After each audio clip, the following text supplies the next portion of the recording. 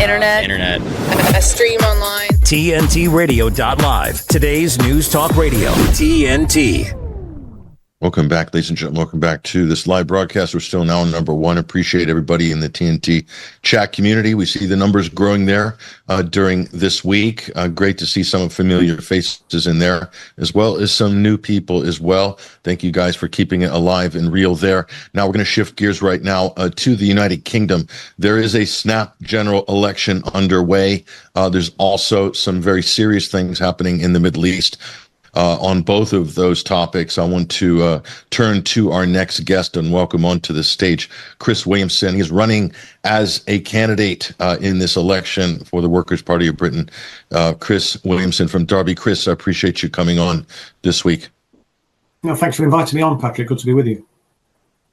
First of all, Chris, I know you're busy on the campaign trail, so it's a really intense time right now in Britain. The snap election so far, how are you doing, and what do you make of this election in general, Chris?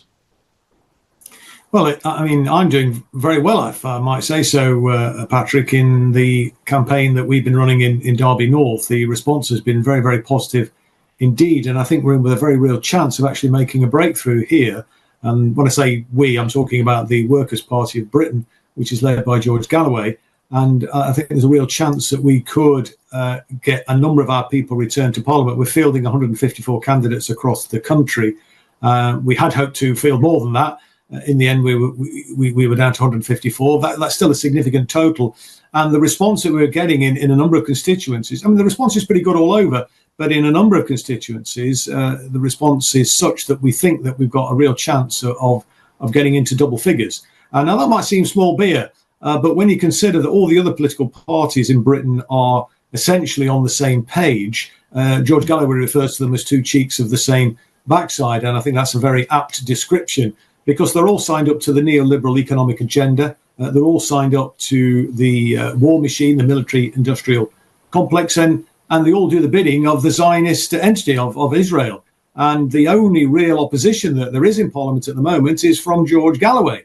And now, if we can get a number of the Workers' Party candidates across the line to join George, and hopefully George will hold on to his seat because he's obviously fighting to retain his own seat in Rochdale that he won in a stunning by-election in February of this year, then we will be the real opposition. And I think what people then see is what opposition, really means. And I think from that, Patrick, we have a chance of building a bigger movement. And so, in a sense, this is just this election, is just a staging post. I think the real test will come in the subsequent election, where if we can, establish a beachhead, if I can put it like that, then I think we've got a chance of doing considerably more in the next election, whenever that comes. And I was talking to one of your fellow party members, Craig Murray, who is standing in Blackburn, and it's really interesting. We're talking about what's the appeal of this new political party, the Workers' Party of Britain. And one thing that's clear: there's a lot of people in the country that are internationally minded. They follow the news globally. They care about what Britain is doing out in the world. They care about what NATO is doing across the world as well. But the other two parties, there's a total blackout of any real debate in politics and in the media. So it's really a case of the blind leading the blind. But you offer, it seems like, a real alternative, especially in this area. And by the way, there's a lot of people that believe that this snap election was called in order to restrict the ability of parties like yours to do the groundwork necessary to make more major inroads. This is maybe a decision by the establishment. On those 2 points, I wanted to get your thoughts, Chris.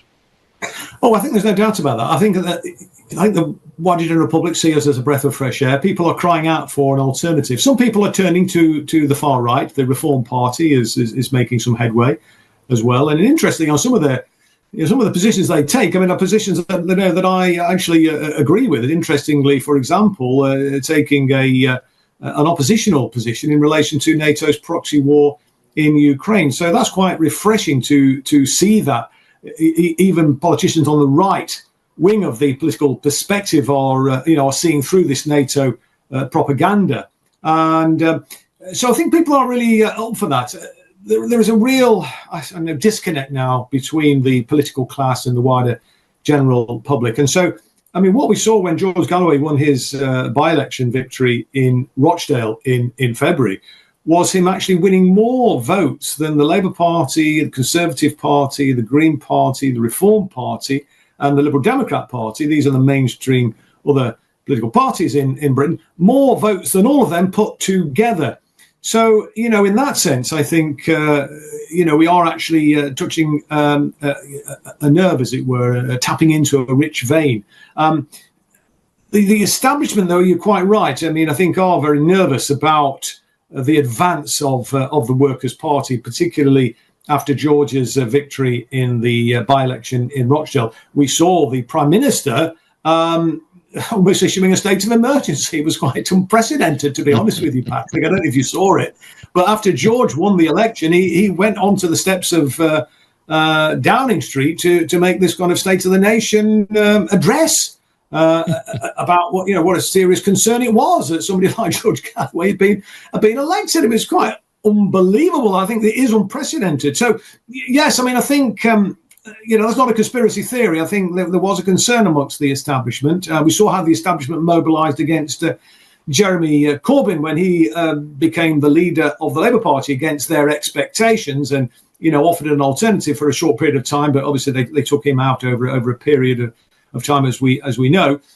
George Galloway is no Jeremy Corbyn. I mean, indeed, one of the things that George said after the Rochdale by-election is that, unlike Jeremy Corbyn, he won't turn the other cheek. If you slap me, he said, I'll slap you back. And clearly that's what is needed when you're taking on these ruthless forces of the establishment. So, yeah, I mean, I think bringing the election forward, calling the election in the way in which they did, and other people have speculated that there's some difficult economic news on the horizon, and Rishi Sunak wanted to, get in the election, before that hit, as it were. Other speculation has been that he was about to be ousted by the Conservative Party in Parliament. So a range of different theories are flying around, but I think certainly the concern about the rise of the Workers' Party was indeed palpable, as was evidenced by the Prime Minister's address on the steps of Downing Street.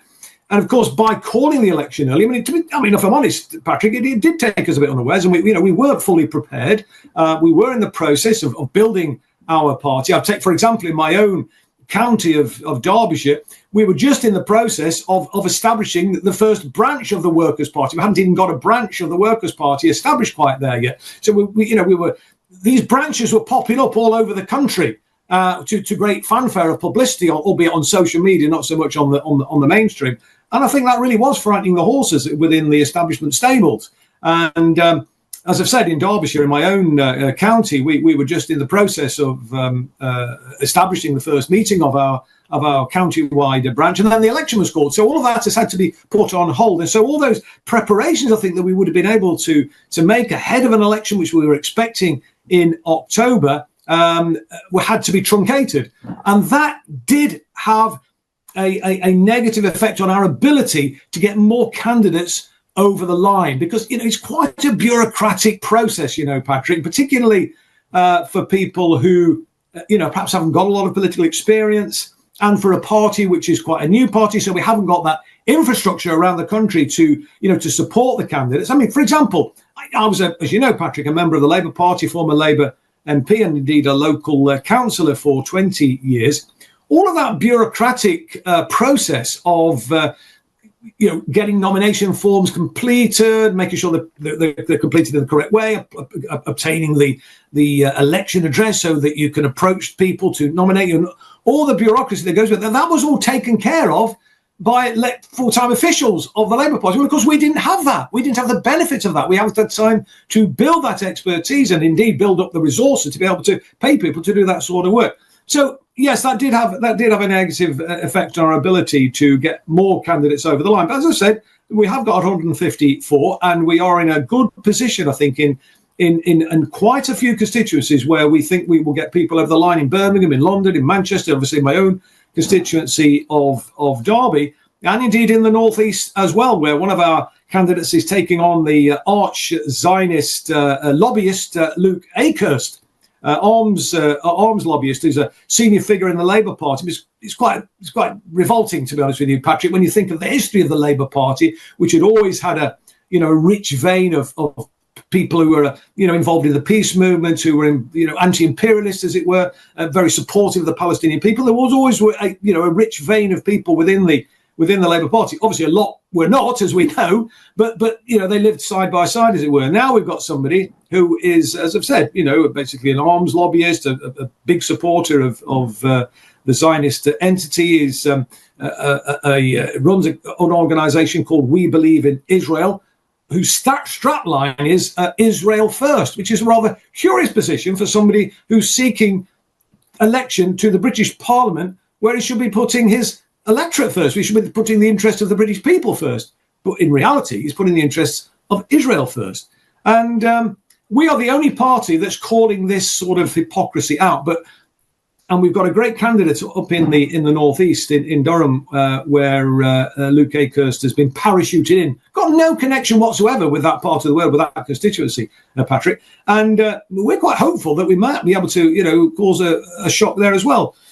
But we'll know in 7 days' time how successful we've been. But I think we're in a good place, Patrick, to make some breakthroughs. I really do think that. For the life of me, Chris, I can't see where there's any appeal for this version of the Labour Party for anybody in the country who's even ostensibly on the left or is affiliated with the working class. So I think you guys have really filled a gap in the political marketplace there. And we wish you all the best. And we just got a couple of minutes, Chris. I know you're busy. We don't want to take up too much of your time. But the situation in Gaza, Chris, do we see any potential for any kind of breakthrough or an improvement of that situation? I know that Israel is poking Hezbollah now pretty hard with the idea of maybe drawing the U.S. into that conflict. Just your final thoughts on that situation, Chris. It's an incredibly worrying situation, but I think Israel will be biting off more than it can chew if it takes on Hezbollah. They are the pariah now of the world, and the political class even are struggling to hold the line in their support, their ongoing support for Israel, because of the absolute outrage of the people in respective countries all over the world. I firmly believe, Patrick, that it's curtains for the Zionist entity. This is the beginning of the end. Yes, they've wrought untold suffering and destruction in Gaza, but ultimately they will lose. And now, as I've said, they are the pariahs and are seen as the pariahs of the world. And even politicians are, who've previously been supportive of beginning to tentatively speak out against them. And as I've said, if they do take on Hezbollah, then I think that the end of the Zionist entity could come sooner than what many people think.